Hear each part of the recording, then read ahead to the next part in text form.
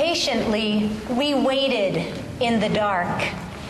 The planet turned, and we upon it, stupid with sleep, hoped something would happen. While we leaned toward the east, the weight of the night sank behind us. Toward the north, a comet passed so close we could see it through the sleep in our eyes.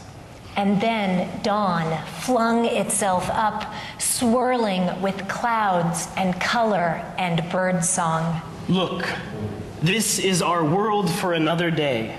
Reach out to it. It is your own life. Know, too, that this day is dear even to strangers you will never know. Stretch out your arms to embrace it. Do not go back to sleep.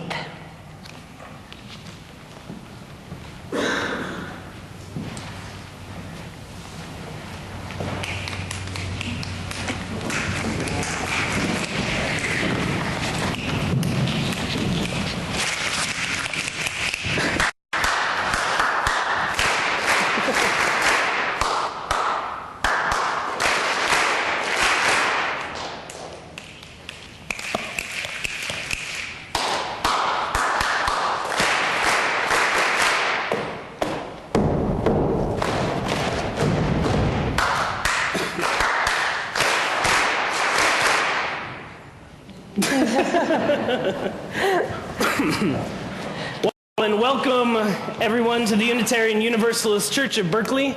My name is Holton Jablonski. I'm one of the many ministers privileged to serve this community. We're joined today by our intern minister, Lynn, Gardner, and holding in loving thoughts our two co-ministers, Bill and Barbara, as they prepare to embark on their great sabbatical. This is the very beginning of a very exciting time for them.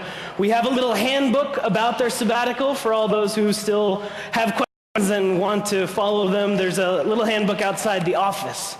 If you're here for the first time, you have landed well. We are a liberal religious community that does not seek to emblazon our own beliefs into your brain, but join together in the crafting of a truth that is greater, with all of us having our hands in it. So it's wonderful that you've been here, and it's wonderful to stay afterwards and join for coffee and conversation and all sorts of good things out in the atrium. For the particularly brave and conversation-hungry, there are blue cups to identify you as new, and you can grab one and people will talk to you. And for those who are not new, please talk to those blue cup people. It's a very sweet, wonderful place. A few things coming up on the horizon that we want to point out all month long.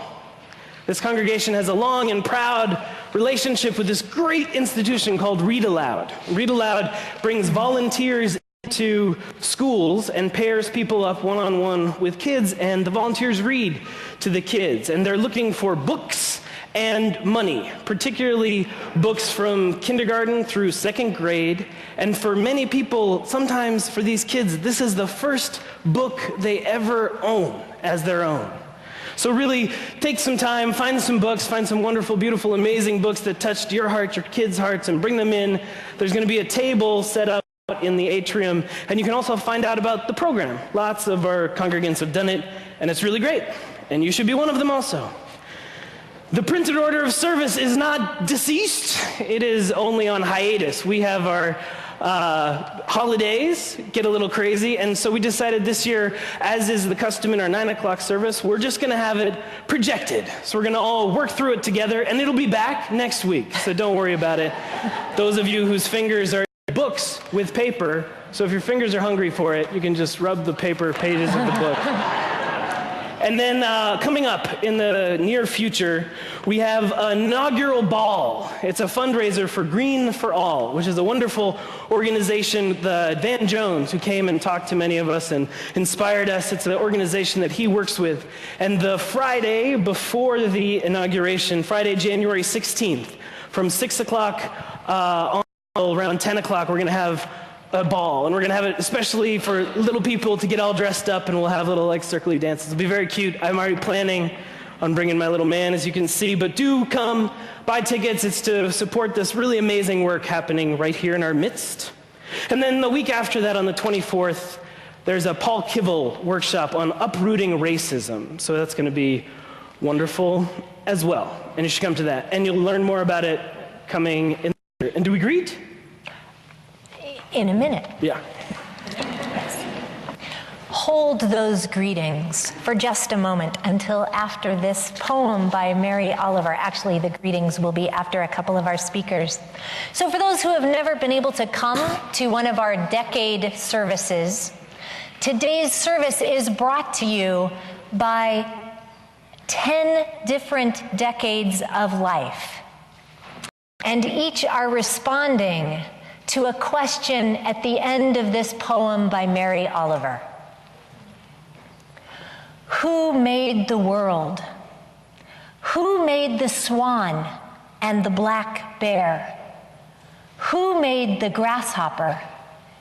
This grasshopper, I mean, the one who has flung herself out of the grass, the one who is eating sugar out of my hand,